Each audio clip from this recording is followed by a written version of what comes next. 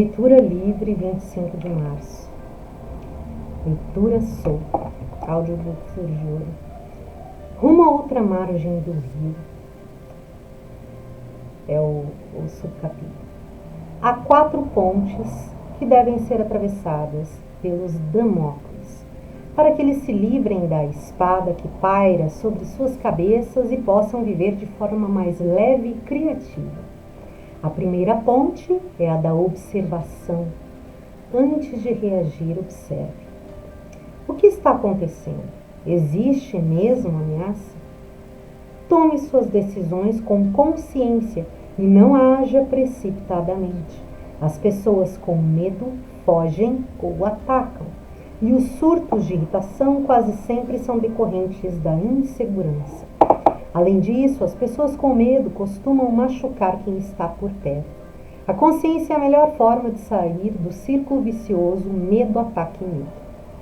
Primeiro, observe sua respiração, verifique se ela está presa. A palavra angústia vem de contração. Não procure relaxá-la, pois isso aumentará a tensão. Nem se critique por estar assim. Simplesmente observe-a. Fique em contato consigo mesmo por alguns minutos. Agora, comece a observar os seus pensamentos. O que está acontecendo em sua mente? Nossas ações nascem de nossos pensamentos. Se eles forem negativos, produzirão ações que depois provocarão arrependimento. Geralmente, captamos as emoções dos outros. Se você assistir a uma briga, por exemplo, depois de algum tempo também ficará irritado. Por isso é importante saber que muitas vezes assumimos pensamentos que não têm nada a ver conosco. Seus negócios vão bem, mas de repente você começa a se assustar com a crise. Seu casamento está ótimo, mas de tanto ouvir falar em separação, você começa a se preocupar com o seu marido ou sua esposa. Sem contar os sentimentos de apego excessivo. Fique atento, portanto, a seus pensamentos, pois eles determinarão os resultados. São um dos fatores. Uma peste incontrolável estava se espalhando pela Europa, matando milhares de pessoas em vários países, até que chegou um reino muito especial, cujo soberano, um ser muito corajoso e generoso, fez questão de ir pessoalmente até a fronteira conversar com a peste e pedir que não atacasse ninguém de seu reino. Depois dessa intensa negociação, a peste cedeu. Está bem. Vou levar apenas 100 pessoas do seu reino. Imaginava levar pelo menos 5.000. Mas como você é um grande soberano, uma grande soberana, o seu reino é formado de pessoas muito bondosas, vou levar apenas 100. Mesmo a contragosto, soberano aceitou. E a peste começou a trabalhar. Morreram 10, 50, 100, em seguida 1.000 pessoas, 2.000, até se completarem as 5.000 mortes. O soberano já estava desesperado quando anunciaram que a peste queria vê-lo. Vim me despedir de Vossa Majestade, disse a peste. Esbravejando, o soberano pediu então explicações. Peste, você mentiu para mim. Disse que ia levar somente 100 pessoas de meu reino, matou 5.000. Ao que a peste serenamente respondeu. Não, eu matei apenas 100 pessoas, como havia prometido. As outras 4.900 morreram de medo. Seus pensamentos se realizarão, portanto, esteja atento a eles. Solte o medo. Se em seus pensamentos as desgraças acontecem. Se neles há felicidade, é a felicidade que brotará. Observe suas ações. A maioria das pessoas age sem consciência, como se fosse sonâmbula. Somente adquire consciência de seus atos depois que não restou outra saída senão arrependimento.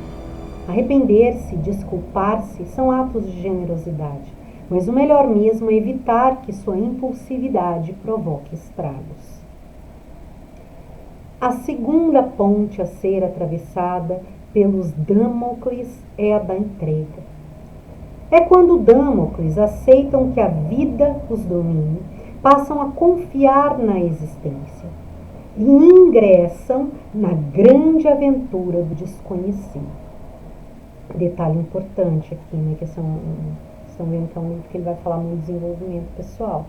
Então, tem que atentar para os conceitos, né? Aceitam que a vida os domina. Isso é funcional se eu entendo que a vida é um ente benéfico e eu limpo da minha mente, eu descreio que a vida esteja associada a algum ente maléfico, né? Como nas falácias pré-prontas que a gente tem, absorve, vão se propagando por aí, tipo, a vida assim, é coisa da vida. E aí, de repente, nessa associação de uma fala dessa, associa-se a algum evento desagradável, né? E a vida, ela é a vida acontecendo, né? Impelir ao crescimento. Então, assim, é um convite aqui de quem já vê a palavra, para além da palavra, na essência do que ela representa. Né? Se a gente colocar os exemplos que a gente tem de vida e morte, a vida, a questão do crescente, né? E a morte do processo de reciclagem, digamos assim, do próprio processo de vida para a continuidade de crescimento. A vida em ascensão sempre em movimento, sempre para aquilo que tem tudo. Então, assim, teria já uma visão quando aceite que a vida os domine, já está aqui integrado no conceito aqui, que essa vida ela tem a relação com a alegria, com a riqueza, com a beleza, com a saúde, com o progresso, né, e com as boas relações, etc. Então, esse conceito de vida, quando a palavra vida aparece aqui, ela está associada especificamente a experiências de crescimento benéfico. Libertar-se do medo é como saltar de um trampolim. Ao entregar-se, salta-se em direção à vida. Esse é o salto da fé. Viver a ilusão da espada sobre a cabeça é como estar à beira do trampolim. De novo, atentem para o conceito. A gente traz aqui outros livros que tem inteiros ali, né?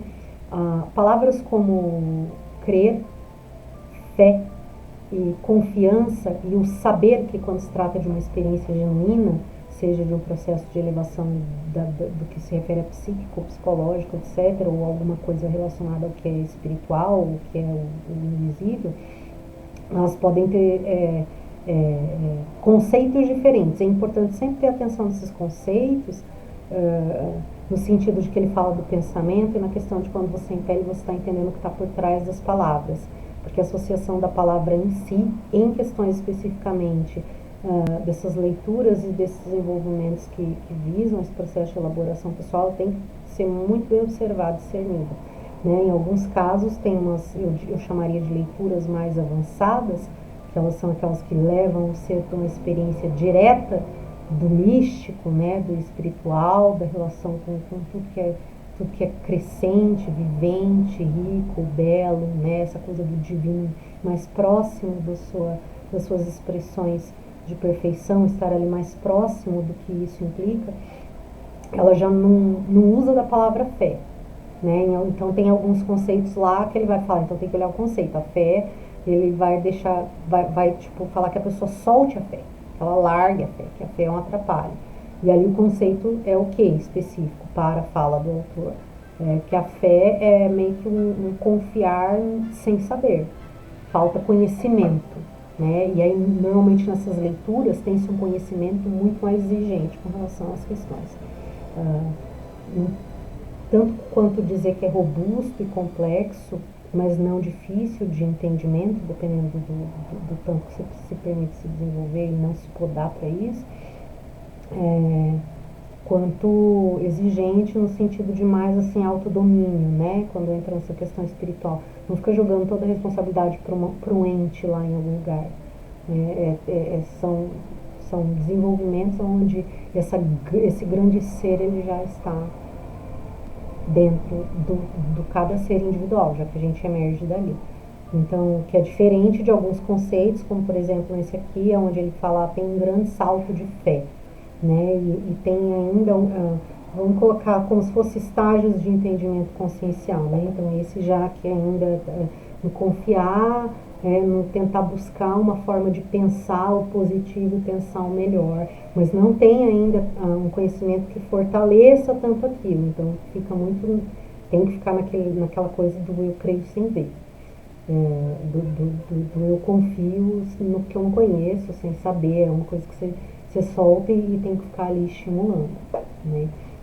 Esses outros que eu dei o exemplo onde o conceito é diferente, tem todo um conjunto de sistema de entendimento mais complexo que ele vem e sustenta essa ideia desse crescer. Então já pode-se dizer que não tem muito essa fé, que é de uma coisa que você não vê, porque você entende mais aquilo. Entende? Uma questão de você já ter uma experiência de entendimento dessas questões. Então eu tento encarar esses conceitos nesse tipo de leitura. Viver a ilusão da espada sobre a cabeça é como estar à beira do trampolim. Mas falta coragem para saltar. Adquirir essa coragem significa encarar a vida com todos os seus riscos, desfazer a assustadora visão de perigo por todos os lados. A fé é a mais intensa ligação entre o plano espiritual e o material. Através dela, descobre-se a existência de uma força maior, capaz de levar as pessoas à realização, à criação e à superação de si mesmas. Somente através da fé as pessoas desabrocham, os relacionamentos tornam-se mais fortes, há mais intensidade nos sentimentos. A fé é diferente da esperança. Esta traz a expectativa de que em breve acontecerá algo. Da fé não se deve esperar nada, apenas acreditar nela e na força que ela nos proporciona para podermos avançar sempre. Porque ele já especifica bem o conceito de fé do que ele está falando. Ele está usando a palavra para referenciar esse conceito que ele deu. Entrega-se à vida com fé é integrar-se a Deus. E ele fez uma relação aqui, não falou da esperança, né? Mas quando se fala também sempre nesse conceito de abandonar a esperança, que ela está associada ao esperar. Então, assim, vai vir de algum lugar e fica esperando. Não tem uma questão de todo um movimento, tanto de ação, quanto mental, quanto emocional, autoconsciente e direcionado, né, para tal fim. Que seria o que está na ideia da fé para ele, nesse conceito dessa leitura específica. Entregar-se à vida com fé é integrar-se a Deus, abandonar o medo, doar-se aos outros sem esperar receber nada em troca. A harmonia interior acontece quando abandonamos o eu e nos entregamos ao salto para a vida. Entregue-se ao divino, assim você estará integrando-se a ele. Outra coisa interessante de observar, dados as leituras que eu trouxe, que ele fala, doar-se aos outros sem esperar receber nada em troca. Né? Isso é uma coisa que dentro dessas leituras, mudando seus conceitos, às vezes tem-se acepções diferentes, né? Que você não faz alguma coisa sem esperar nada em troca. Por exemplo, dentro do meio material, porque faz parte da própria troca, né, o desenvolvimento do grupo humano como comunidade. Mas esse esperar, e que às vezes se percebe em alguns discursos, né, que não é bem compreendido, sem receber, sem esperar receber, porque se você colocar isso na mente, deixar isso ir para o inconsciente diretamente, então isso também implica um atrapalho de planejamento, né, e que não é o caso. Seria não se apegar, seria aquele famoso soltar. Faz e tem um motivo que pode ser benevolente, altruísta, uma sensação, uma vontade genuinamente benéfica de alguma maneira. Você faz um movimento e solta. E não fica ali esperando, nesse sentido de ficar com a mente presa ali, observando o retorno. Fez, soltou. Depois tem outra coisa que você fez, soltou. Fez, soltou. Seria meio que essa ideia no seu âmago mais profundo, né? Vou trazendo esses adendos para que não se conflitue com outros títulos, já que a proposta específica daqui é trazer conteúdos que se integrem e ganham um corpo coerente, né? De certa o máximo possível. A harmonia interior acontece quando abandonamos o eu e nos entregamos ao salto para a vida. Entregue-se ao divino, assim você estará integrando-se a ele. Quando ocorre a integração com o divino, você relaxa as tensões, descontrai-se e aproveita melhor os momentos da vida. Coloque-se inteiro no que você faz, seja uma relação amorosa, seja um relatório de trabalho. Tranquilize-se e curta intensamente cada momento. Conscientize-se de que as coisas acontecem no presente e o seu objetivo é viver bem agora. Viver, sem dúvida, é a melhor de todas as metas. É abandonar os mitos. Muitos agem como fugitivos, escondendo-se o tempo todo, envergonhados de seus desejos. Quem, por exemplo, jurava que nunca iria se apaixonar, quando se apaixona fica constrangido. Isso é bom? Claro que não.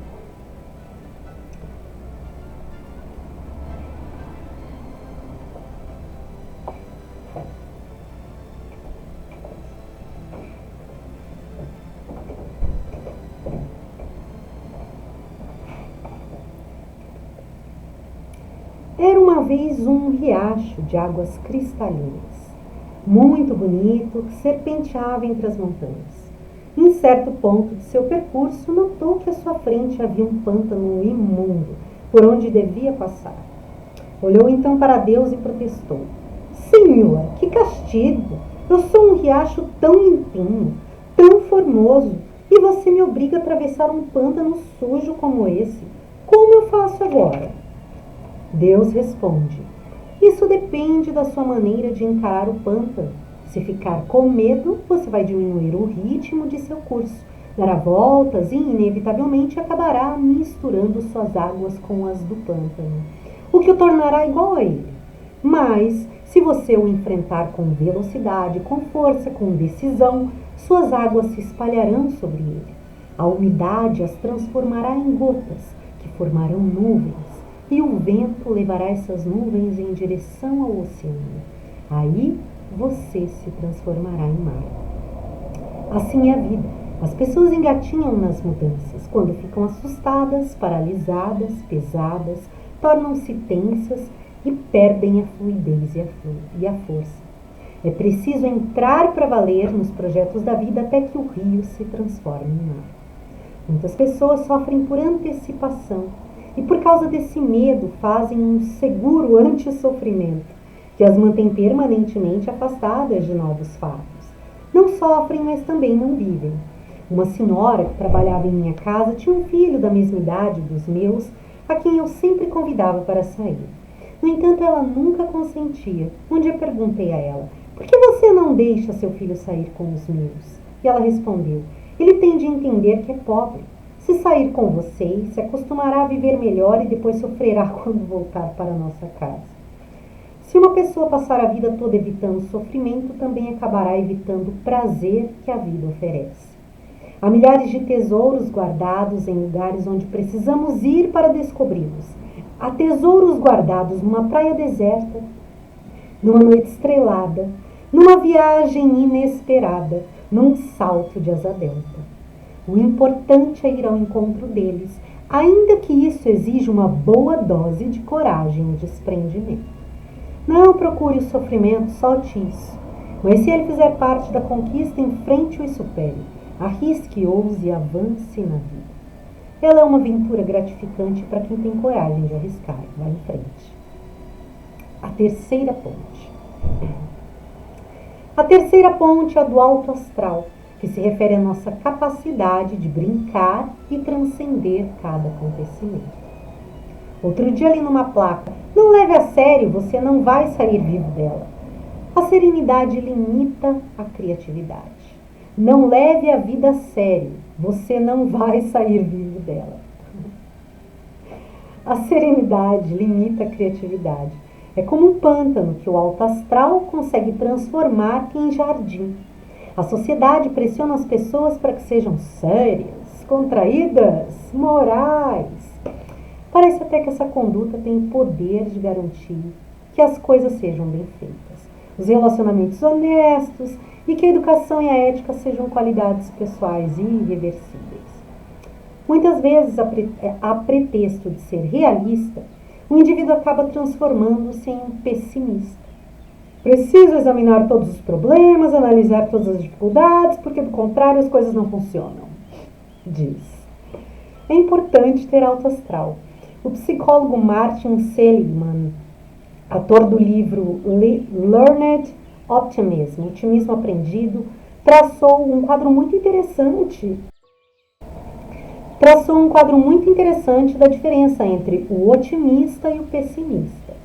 O pessimista acredita que os eventos negativos têm origem em condições definitivas. Por exemplo, perdi o horário do voo porque sempre dou azar com o avião. Para ele, os eventos positivos provêm de circunstâncias temporariamente positivas.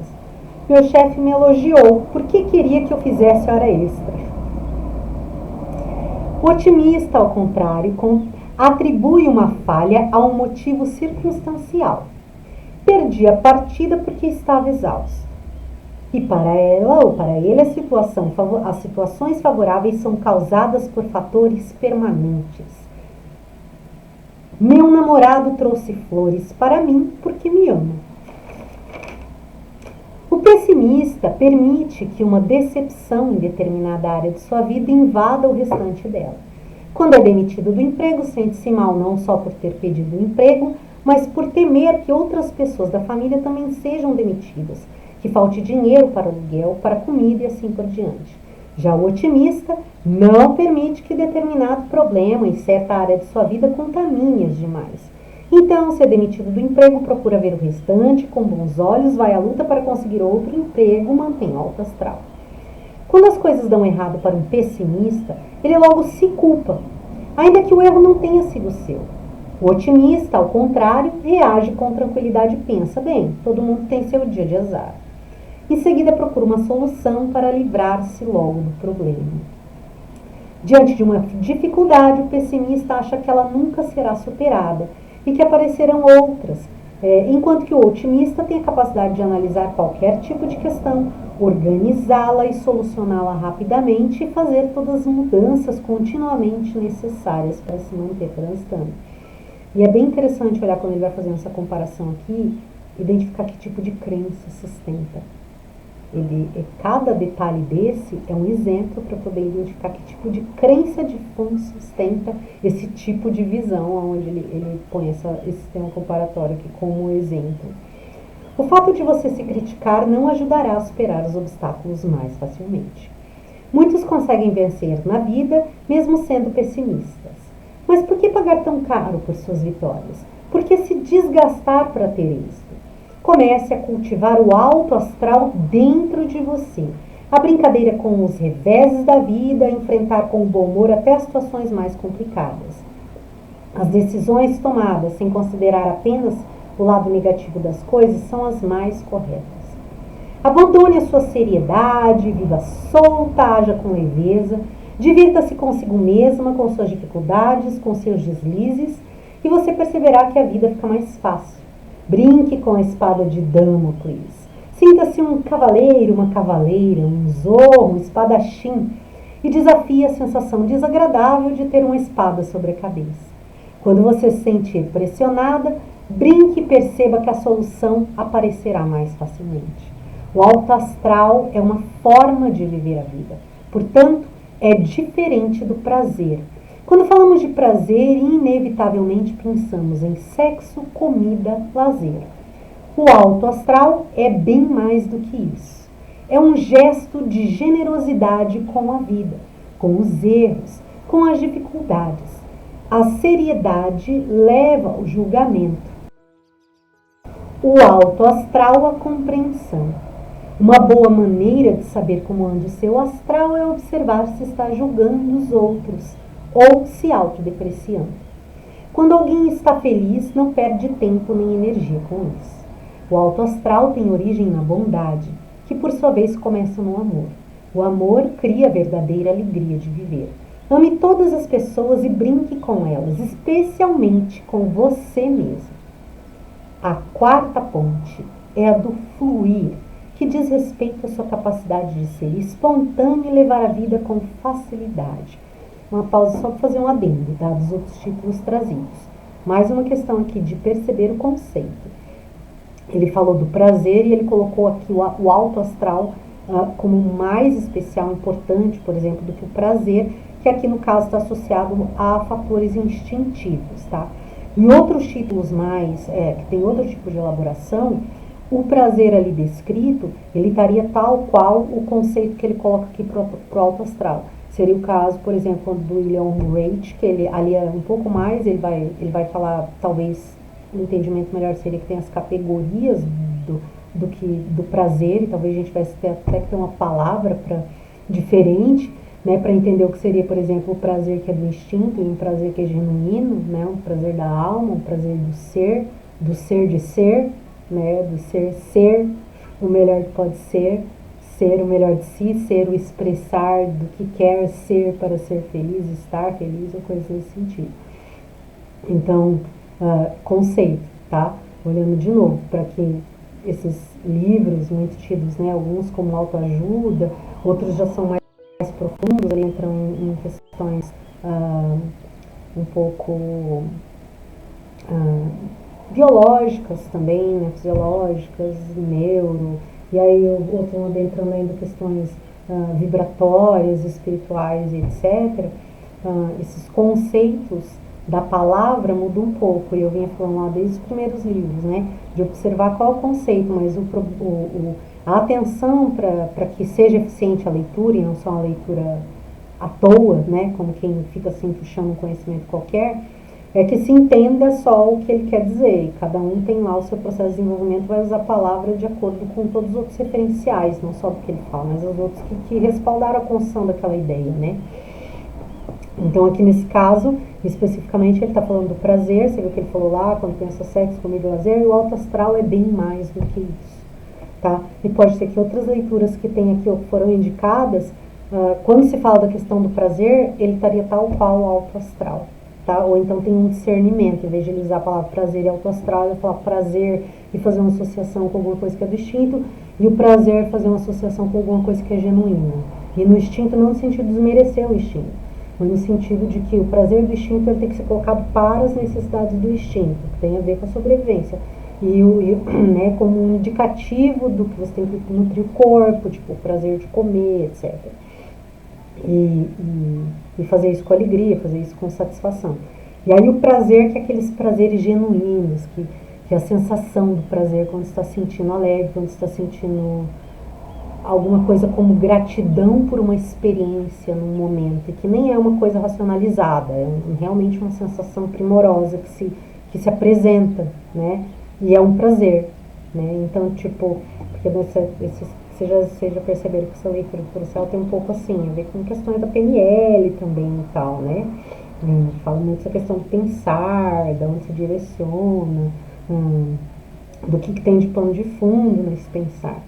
Então é interessante ter esse discernimento, para não ficar se confundindo, se perdendo em coisa pequena, tipo, mas o fulano falou que tal coisa é isso e tal coisa é aquilo. Não é isso que está interessando para esses fulanos, digamos assim, que realmente estão se importando em compartilhar ferramentas para que o outro cresça.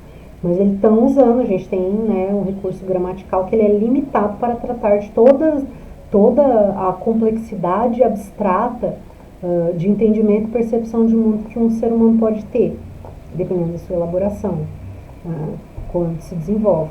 Então, dado essa complexidade, saber ir um pouco além das palavras, focar mais no que se quer dizer ali, desse entendimento do que precisa a palavra para falar de alguma coisa que é abstrata, mais importante do que ficar ali, né, perdendo tempo do conceito desse ou daquele. Isso no sentido, obviamente, de trazer para a ação, né, essas questões. Porque vai haver essas discussões, elas também são interessantes aí para registros, né, sistemas de pesquisa, né, para entender como é que vão se apresentando ali em cada segmento o entendimento da palavra, do conceito, das associações, né? A quarta, continuando na quarta. A quarta ponte é a do fluir, que diz respeito à sua capacidade de ser espontâneo e levar a vida com facilidade. Muita gente adota verdades rígidas, semelhantes a rochas.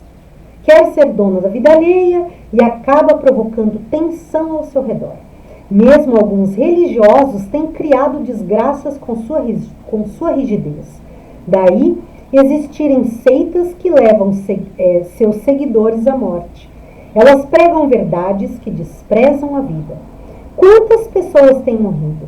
Quantas guerras acontecido em nome de deuses, tidos como donos dessas verdades imutáveis?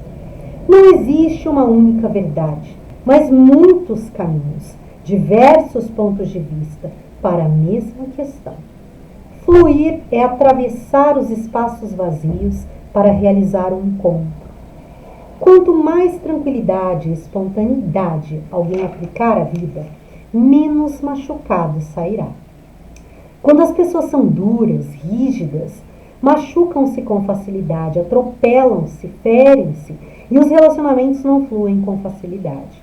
A vida nos supre de dificuldades suficientes para ainda procurarmos criar mais problemas. Por isso, procure distinguir a realidade da imaginação. A mente humana é pródiga em aumentar problemas, criar fantasmas e percalços onde eles não existem. Uma amiga me contou que, depois de esperar quase 1 hora pelo namorado que estava atrasado para o encontro, ficou extremamente nervosa e explodiu. Muito sábio. Em vez de revidar, ele argumentou: desculpe pelo atraso. Não pude interromper uma reunião e tão logo foi possível vim direto para cá. Mas parece que você está muito aborrecida por um simples atraso. Que histórias você andou criando na sua imaginação? Eu imaginei que você estivesse com outra mulher, disse minha amiga. Bem, pelo meu atraso eu me responsabilizo. Mas não dá para fazer o mesmo com as suas fantasias, retrucou o namorado. Se quiser, ligue para o banco e pergunte à minha secretária em que horário eu sair. As pessoas costumam sofrer mais do que a situação exige. E quanto a isso, outros títulos falam muito da questão do drama, da seleção, às vezes, da referência com que o ser mais mais interage, né? De não estimular essa amplificação de alguma coisa que não é tão assim importante, né? E desde novo já, nossa, aconteceu tal coisa, a pessoa fala, nossa, aconteceu, né? Só que nem sempre a pessoa fala isso, nossa, aconteceu uma coisa muito boa. E até nisso eles recomendam outras questões, assim, prudência, porque se você tem esse, aconteceu uma coisa muito boa, você quer compartilhar com o outro. E às vezes o outro é o do, nossa, aconteceu. Então se compartilha uma coisa muito boa, conflito, sabe? A pessoa se incomoda. E aí, então, tem todo esse, digamos, as receitas aqui, né, da boa relação, no meio da diferença. Ele fala aqui das pessoas que aproveitam o problema para criar muitos outros, ao invés de entender para solucionar. Cuidado com essas sombras. Separe o real do imaginário. Tome as providências necessárias para resolver o real e aprenda a simplificar o que é fruto da imaginação. Quando estiver vivendo uma dificuldade, pergunte-se qual é de fato o problema. Procure delimitar a situação para não sofrer além do necessário. Quando os Damocles fluem, começam a se surpreender com a vida. Podem perceber, por exemplo, que a pessoa amada não os está rejeitando, que o distanciamento é apenas aparente. Notam então que é timidez, dificuldade de expor sentimentos. Cabe aos Damocles brincar com o mal-entendido, desfazê-lo e fluir ao encontro do outro. No sexo, o outro é a porta para a vida. Flua através dele. Duas pessoas rígidas não se encontram. Esbarram-se, agridem-se.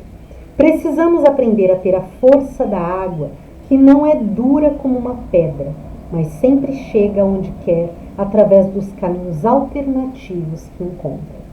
Flua entre os problemas. Eles são apenas acontecimentos que ainda não compreendemos.